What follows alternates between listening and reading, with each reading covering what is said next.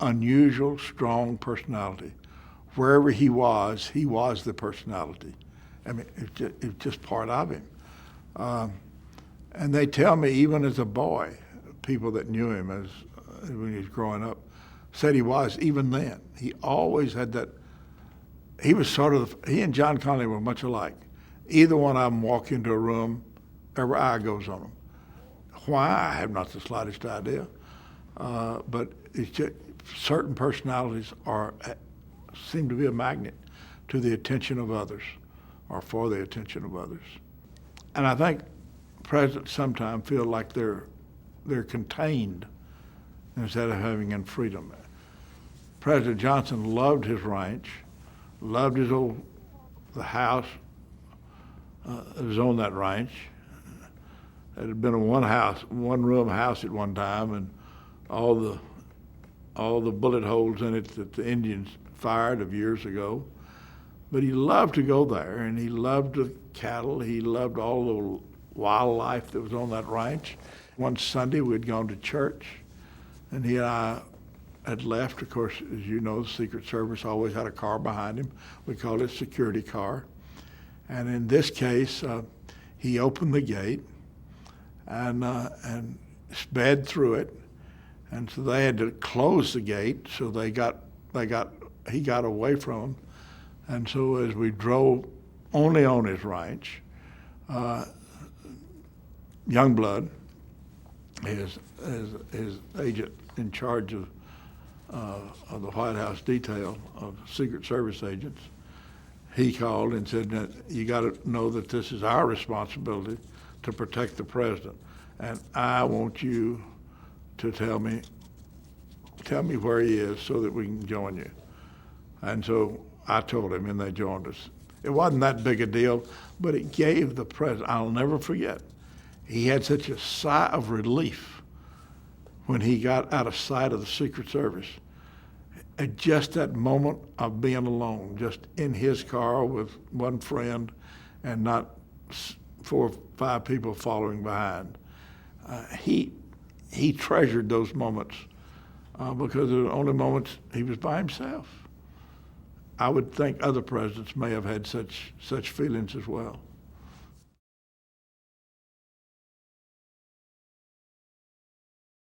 Well, when I say be there at 7, I meant be where he was at 7. And he was always in that bedroom at 7.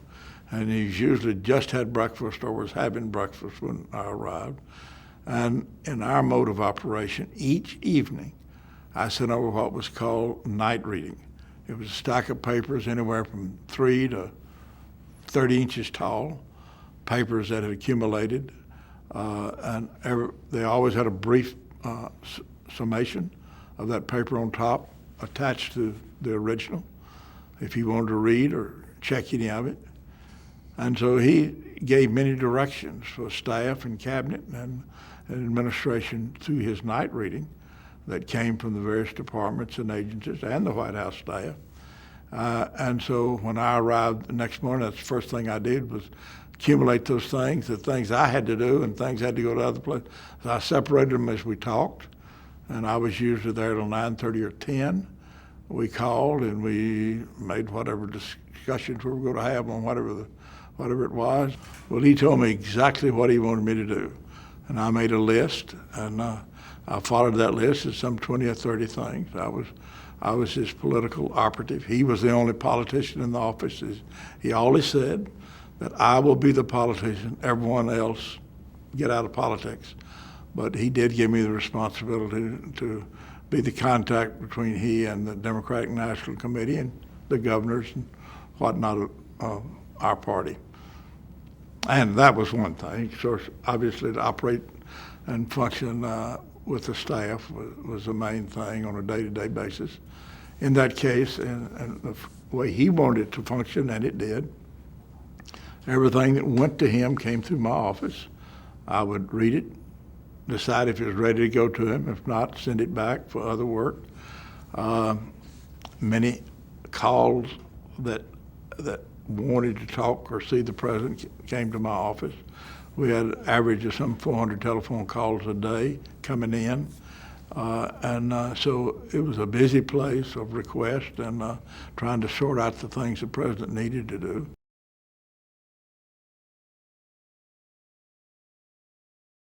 And often Lady Bird, Mrs. Johnson, would be in bed with him, correct, when you came in? Tell us about that.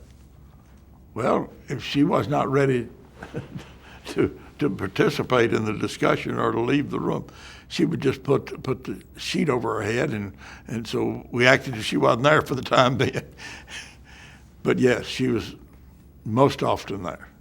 And she would just put the sheet over her head? If she didn't want to participate in the discussion, yeah. But sometimes she'd peep out and have a lot to say as well. Well, she represented many things in this country, and she did a wonderful job of it. But beautification was one. She wanted all things to have some beauty that was built, financed, or responsible to the federal government. The park systems were one of her great loves, obviously. Flowers on the highways, one of her. So all of these things she just made sure, well, they became legislation. So yes, she was very effective.